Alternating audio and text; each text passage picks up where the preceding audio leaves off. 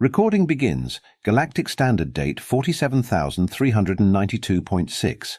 I speak into my neural transmitter, pausing to adjust my third eye membrane. Ambassador Crix of Nexon Prime, official observations of the Terran situation. I glance around the grand chamber of the Galactic Council, watching my fellow representatives shift in their anti-gravity seats. Most of them are scrolling through their quantum feeds, barely paying attention to today's agenda. Another boring Thursday in the galactic capital, or so they think. Point of order! Ambassador Xylax's voice booms across the chamber, his purple tentacles waving in what we've all come to recognize as mild annoyance. Why are we still discussing Sol 3? They haven't even unified their currency system, let alone achieved proper space travel. A chorus of agreeing murmurs ripples through the chamber. Representative Blorch from the Centauri Collective lets out what humans would call a snort, though it sounds more like a dying vacuum cleaner. Their most advanced AI still can't beat them at this game they call rock, paper, scissors, Blorch says, his crystalline structure gleaming under the chamber's plasma lights. Last week, they spent 3 planetary rotations arguing about something called a chicken sandwich war. The chamber erupts in laughter. Even the usually stoic hive mind of Beta Reticuli buzzes in amusement. I'm about to add my own diplomatic observation when my neural feed suddenly explodes with urgent notifications. The chamber's main holoscreen flickers to life, displaying what appears to be a Terran news broadcast. The text scrolls across in Universal Standard. Breaking news. Former President Donald Trump appointed as Earth's first global defense chief. The laughter stops. Every being in the chamber freezes. Even the gaseous representatives from Nebula 9 solidify slightly. This must be a mistake, Ambassador Xylax whispers, his tentacles now completely still. The same Trump who suggested nuking their weather anomalies? The very same, I confirm, quickly scanning through the incoming data. It seems the Terrans have unified their planetary defense forces under his leadership, after his, quote, tremendous success in making Earth great again. The hive mind's buzz turns into what can only be described as nervous static. Representative Blorch's crystalline structure develops a noticeable crack. But he's the one who tried to purchase their autonomous ice region, Ambassador Xylax sputters. The one who suggested injecting cleaning solutions to combat microscopic invaders. Precisely, I say, feeling an unfamiliar sensation in my thorax, something the humans might call dread, and now he's in charge of defending their entire planet. The chamber descends into chaos. The quantum consciousness of Rigel 7 starts running probability calculations so fast it begins to smoke. The diplomatic AI of Alpha Centauri crashes and has to reboot. As I watch the pandemonium unfold, I can't help but think that perhaps we've been underestimating these Terrans all along. Any species that would put their planet's defense in the hands of such an unpredictable force isn't to be taken lightly. Update to official record. I speak into my neural transmitter. Recommend immediate reassessment of Sol 3 threat level. And someone please get me access to this Twitter thing they keep mentioning. I have a feeling we're going to need to monitor it closely. You'd think after 12,000 cycles of successful first contact protocols, we'd have seen everything. But no one, not even the precognitive species from Vega, could have predicted what happened next. Begin invasion sequence, Commander Vrax announced to our fleet, his mandibles clicking with military precision. Standard Protocol 7B. We land our ships in formation, demonstrate our superior technology, demand their surrender, and... A notification chirp interrupted him, then another, and another. Soon the bridge of our command ship sounded like a malfunctioning pleasure garden on Betelgeuse 5. Sir, Lieutenant Plex called out, her eye stalks twitching nervously. The Earth's defense chief is responding to our threats on something called Truth Social. The massive view screen lit up with Trump's message. Just heard some very nasty aliens want to invade Earth. Sad. Their ships look like failing casinos, not good. I know aliens. I have the best aliens. These ones? Total losers. Commander Vrax's exoskeleton changed from its usual intimidating crimson to a confused shade of mauve. Is this how they conduct interstellar diplomacy? Another message appeared. Meeting with Alien Commander Vrax, terrible name by the way, in 15 minutes. Will teach them about real space technology. Nobody knows space better than me. Make Earth great again. Sir, our communications officer Zix reported, we haven't agreed to any meeting. How does he know my name? Vrax whispered.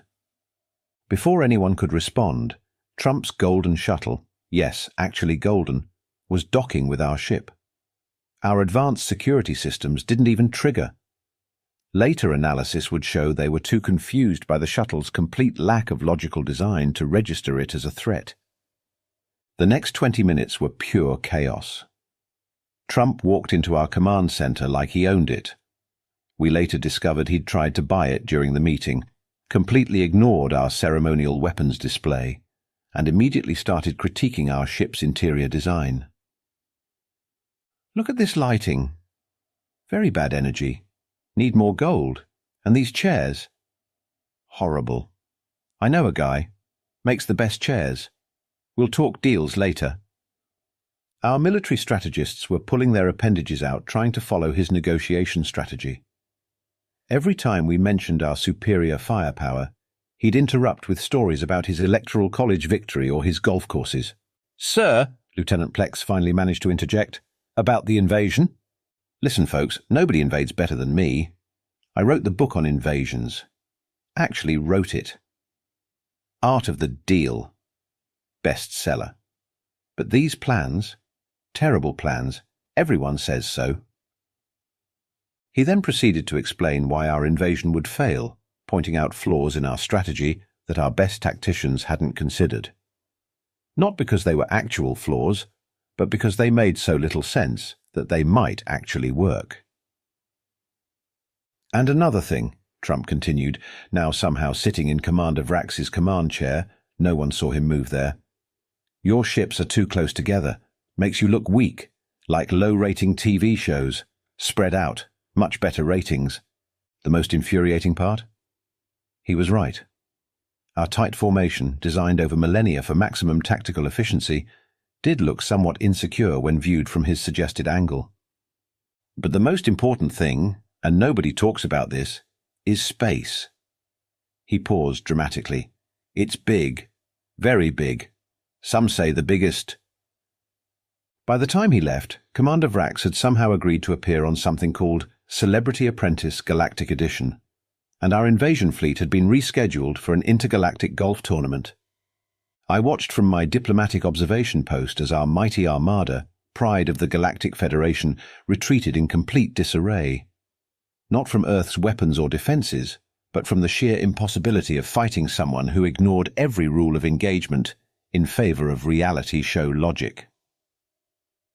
Update to official record, I transmitted. First contact protocols require immediate revision. Current procedures do not account for whatever this was. Also, Commander Vrax is now trending on Twitter. The humans are calling him Space Karen. As our ships jumped to hyperspace, one final message flashed across our screens. Just had a perfect meeting with alien leaders. They love Earth now. Nobody believed it could happen, but it did. Tremendous success. Aliens have agreed to make Mars pay for everything.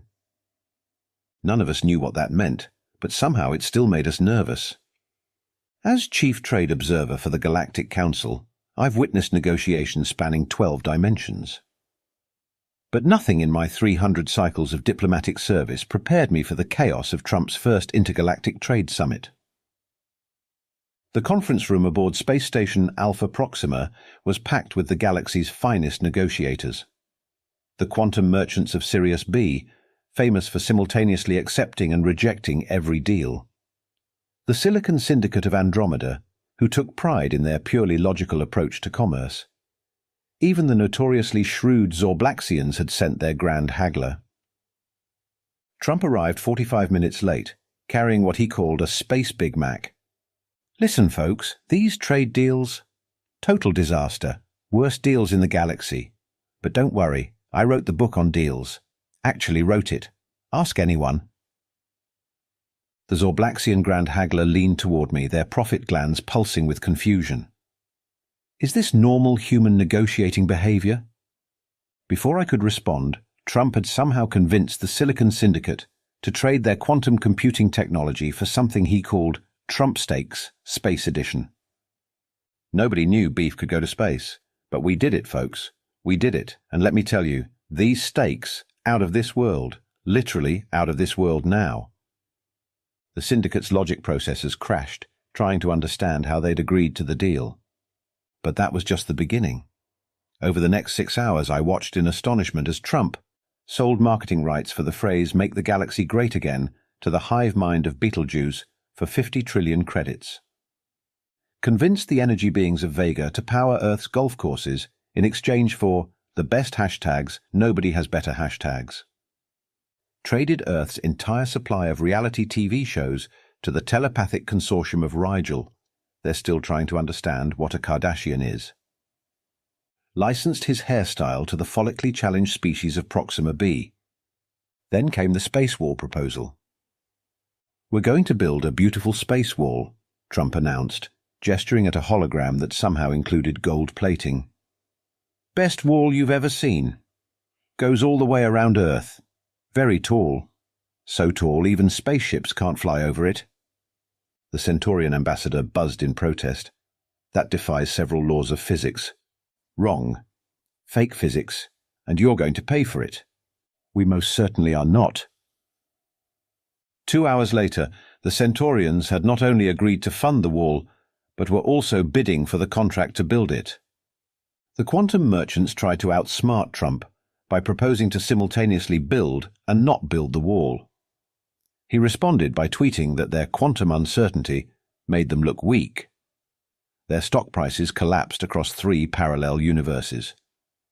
Update to trade records, I transmitted quietly. Earth has somehow acquired technology centuries beyond their development level and in exchange has provided Twitter verification badges and naming rights to their moon. The day reached its peak when Trump unveiled his Trump Galactic Towers project. Luxury space hotels that, according to him, would be very classy, very rich, lots of gold. He sold franchising rights to 7 different species, each thinking they had exclusive rights. The Zorblaxian Grand Haggler finally broke down. But these contracts contradict basic economic principles. Listen, nobody understands economics better than me. Nobody. Ask anyone. I have a very good brain. By the end of the summit, Earth had trade deals with every major species in the galaxy. None of our economic analysts could explain how the deals benefited anyone, yet everyone left feeling like they'd somehow won. The Silicon Syndicate was still trying to calculate how Trump had convinced them to accept Earth's entire collection of cat videos as payment for their latest faster-than-light drive technology.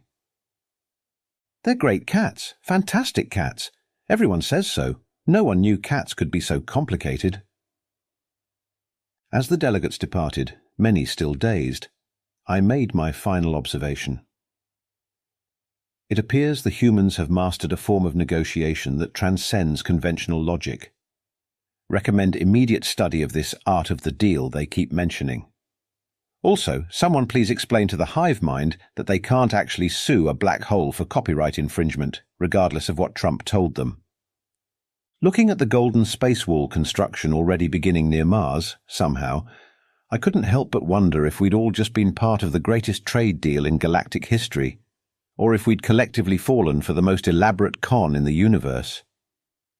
Either way, the human defense chief had just rewritten the rules of intergalactic commerce, and somewhere in the vast expanse of space, I'm pretty sure I heard the sound of ancient economic theorists rolling in their quantum graves. As Supreme Military Observer of the Galactic Council, I thought I'd seen every battle strategy in existence.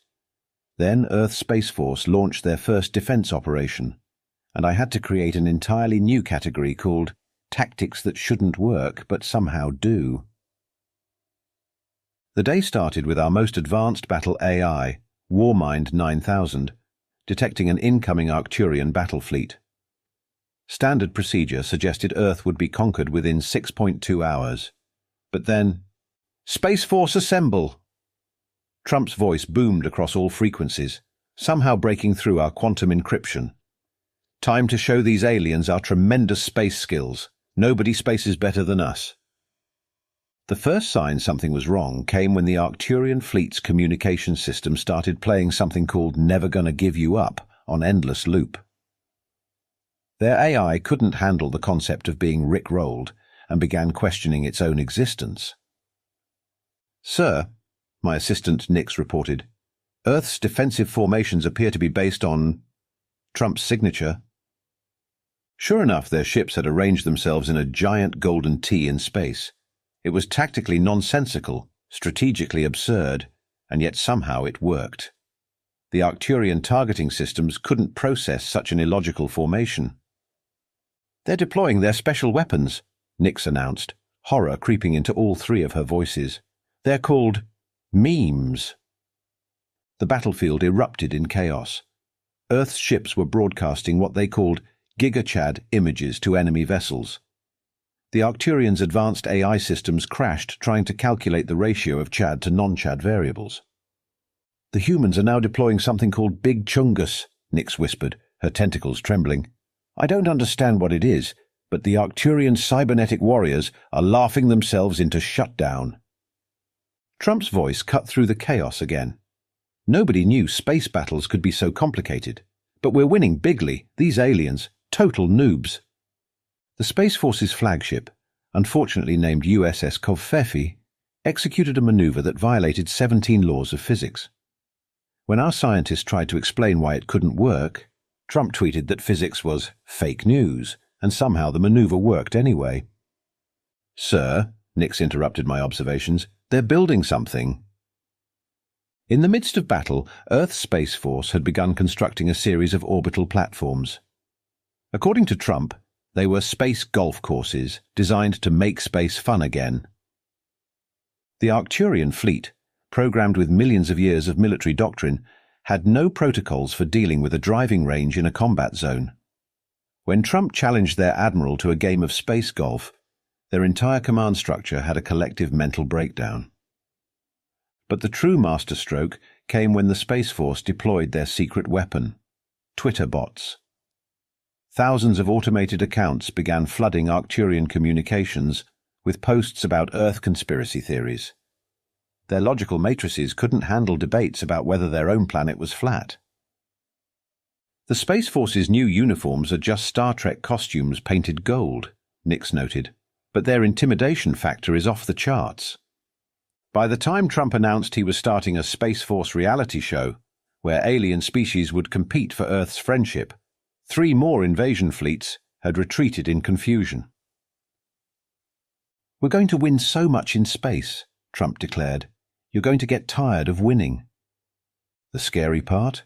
They were winning. Not through superior technology or tactics, but through sheer, overwhelming absurdity. The galaxy's finest military minds couldn't counter strategies they couldn't understand. "Update to military records," I transmitted. "Earth's defense capabilities need to be reassessed. Their Space Force appears to operate on cartoon logic, making them essentially unpredictable. Also, note that their catchphrase "pew pew" actually seems to make their weapons more effective." As I watched the Arcturian fleet retreat, their mighty warships covered in what humans called LOL and ROFL, I realized we'd severely underestimated Earth's capability for chaos. Trump's final transmission to the defeated aliens just added to the universe's collective headache. "Thanks for participating in our Space Force training exercise. Very low energy performance. But don't worry, we're sending you all MAGA hats. They're like helmets but classier."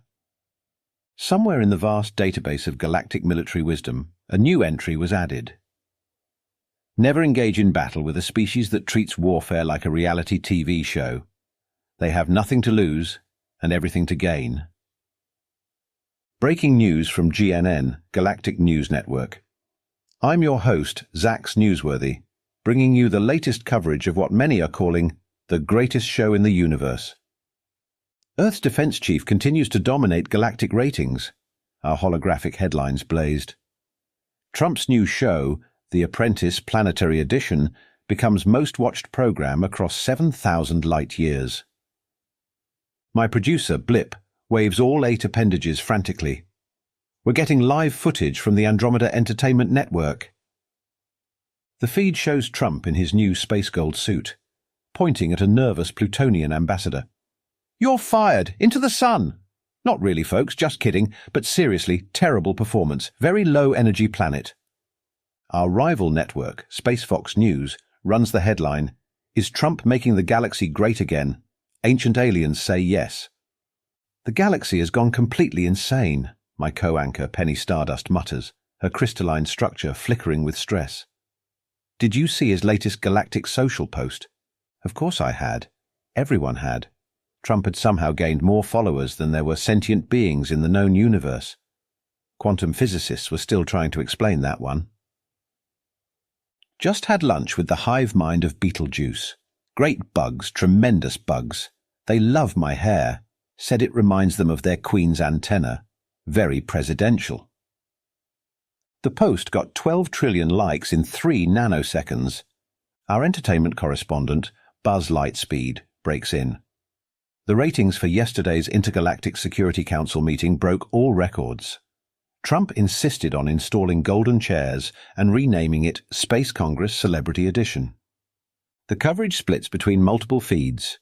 CNN, Zorgak's news network, Trump challenges Black Hole to dance-off, claims he'd win bigly, Nebula News. Daily, Earth's defense chief starts intergalactic beauty pageant, Miss Universe title, now literally universal. The Quantum Times, Trump's Twitter feed causes temporal paradox, Tuesday now happens before Monday.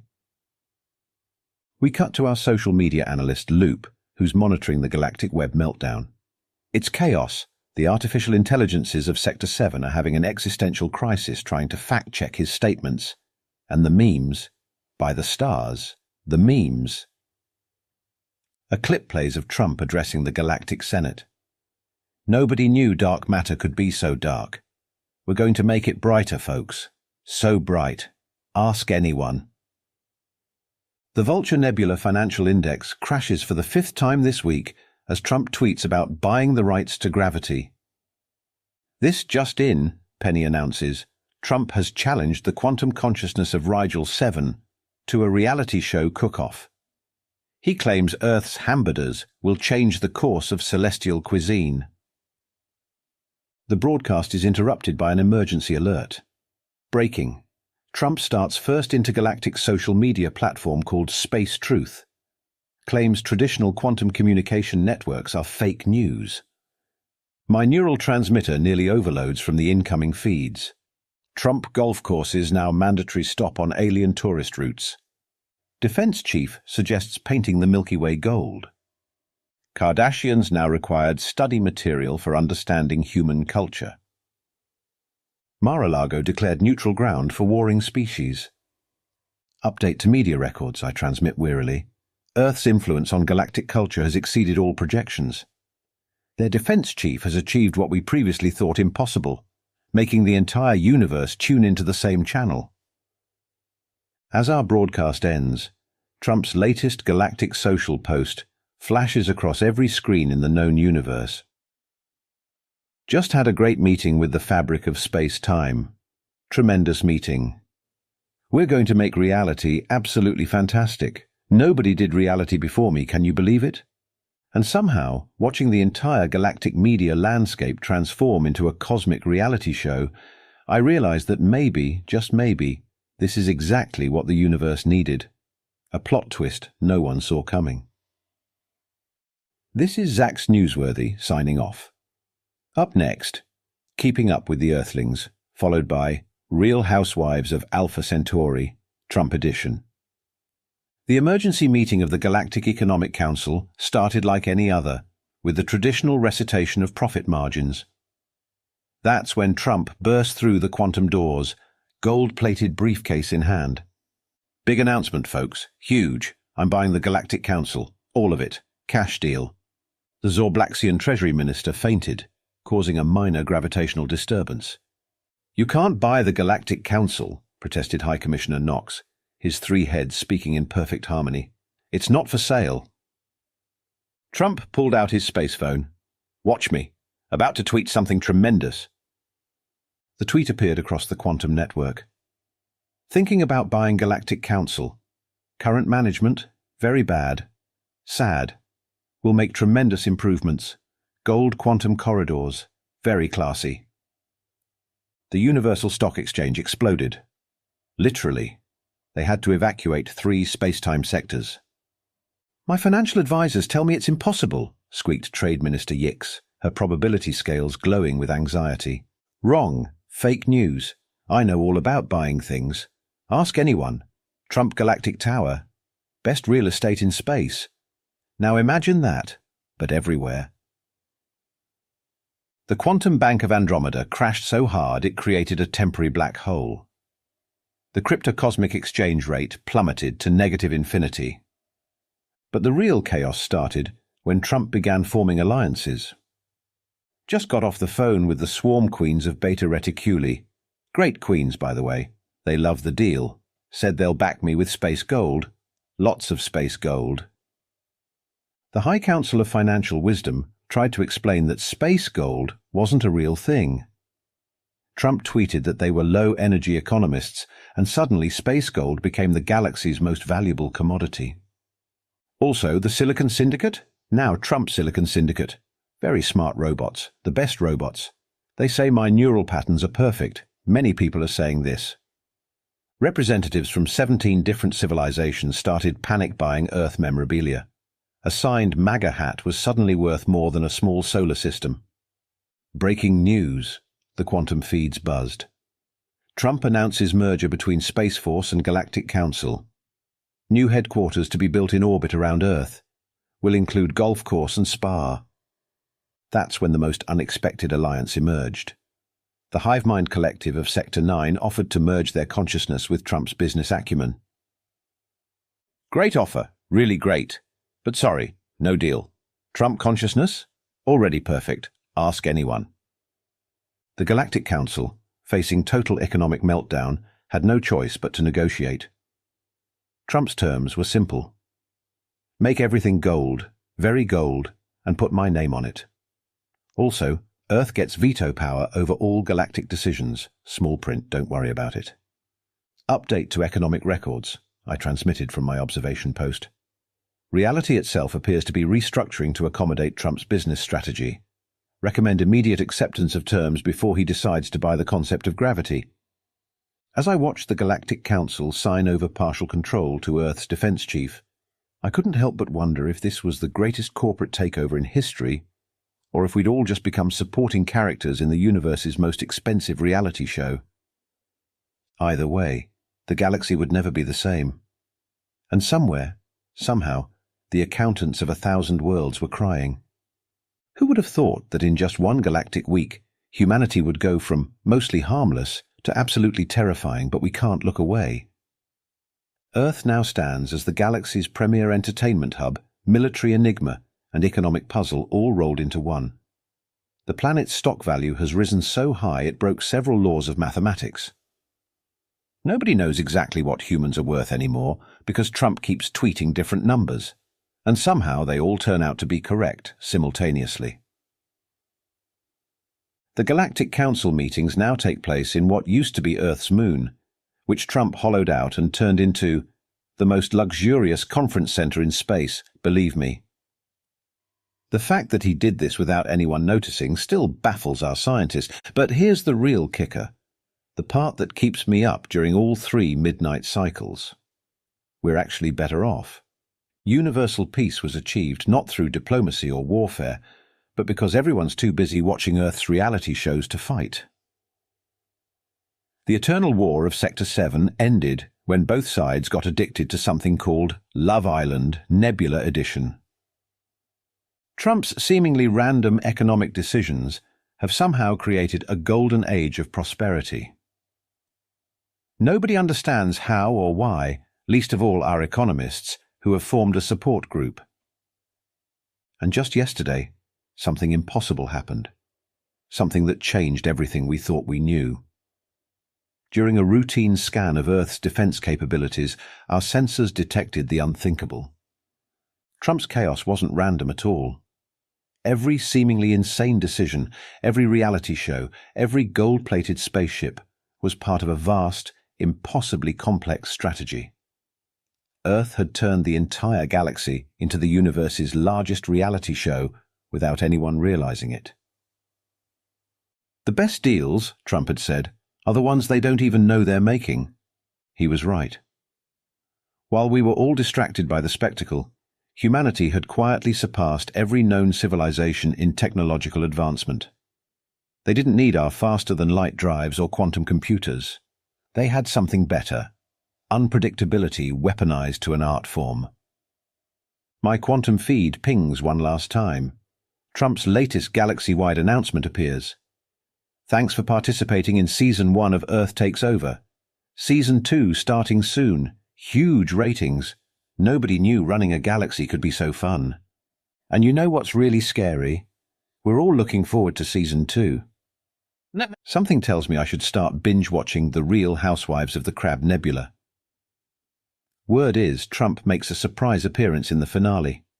And in this new galaxy of ours, that's probably the most normal thing I'll see all day.